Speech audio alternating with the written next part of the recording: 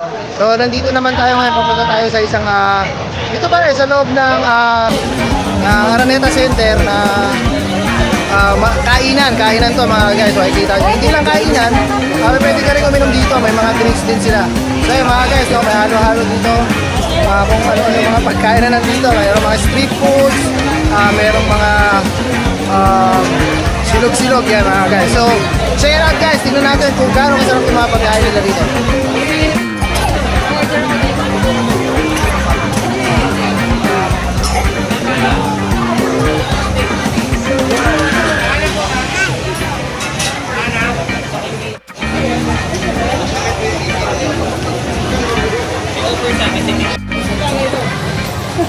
So yun mga guys, so, dito na tayo sa loob. Yan.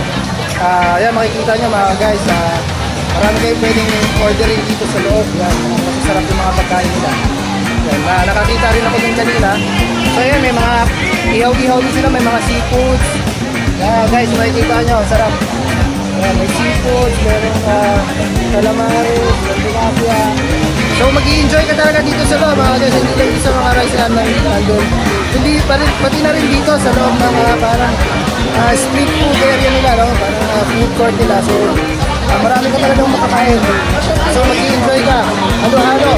Actually, syempre umorder din ng beer dito. Nakita ko mga umorder ng beer mga guys. So yan, tayo natin, pakay natin yung mga pagkain nila dito.